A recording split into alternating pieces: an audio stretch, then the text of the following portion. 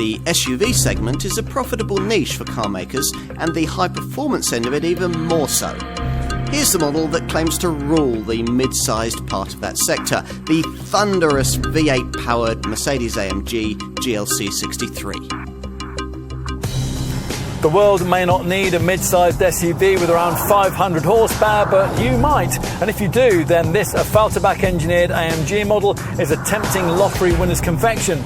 Uses much the same 4-litre twin-turbo V8 as you'll find in the AMG GT sports car, which hourly is on another level from the V6 engines that you'll find in direct rivals.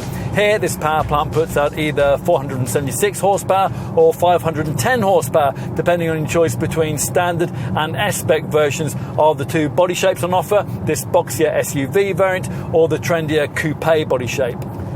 Whatever your preference, you get 4MATIC Plus 4-wheel drive and a 9-speed AMG SpeedShift MCT auto gearbox with an inbuilt race start function.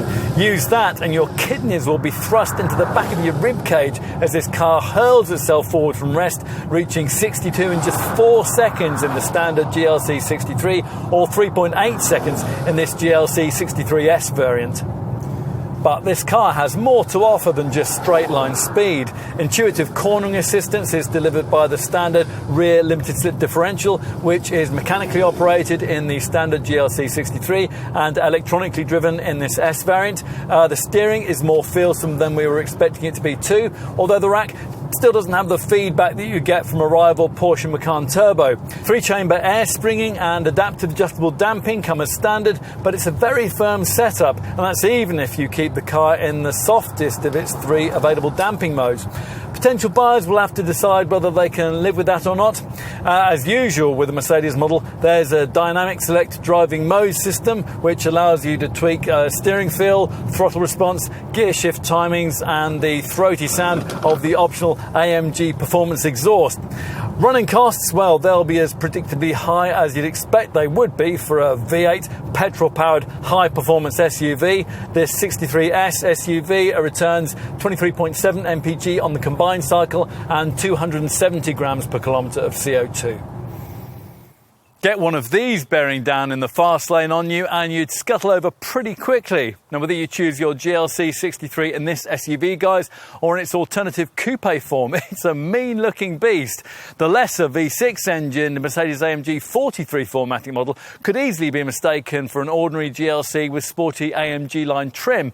But from a glance at this V8 variant, you know you're dealing with a different thing entirely.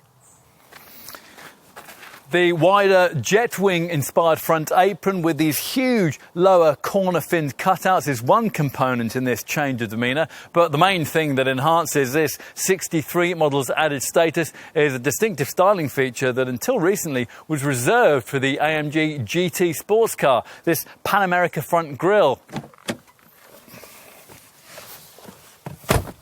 Let's take a seat up front. Now, if you're wavering between this car and the Falterbach's more conventional C63 model, then this is where the GLC V8 will probably sell itself to you. You know, of course, that this SUV's high-set stance will put it at a disadvantage to an ordinary performance saloon estate when it comes to weight transfer and cornering agility, but somehow it's hard to resist the allure of such a commanding driving position.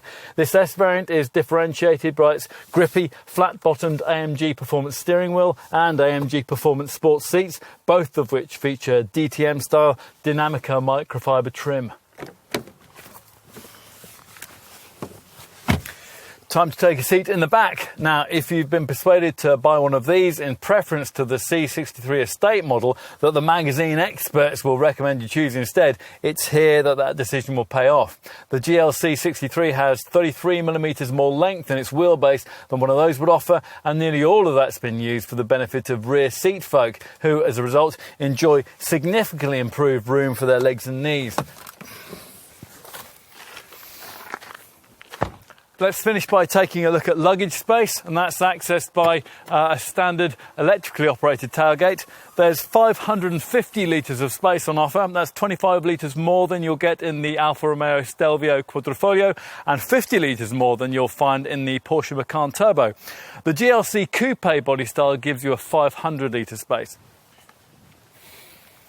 Critics, of course, are lining up to snipe at this car for its weight, its prodigious thirst, and what, in their eyes, is a misguided sense of automotive fashion. It tries, they'll tell you, to be 5 cars in one: SUV, estate, performance sports car, luxury saloon, and in its alternative form, coupe as well. Yet, it ends up hitting none of these marks satisfactorily. Well, to some extent that is true, but it's quite a thing to watch this model strive to reach such an impossible objective and get surprisingly close to meeting it.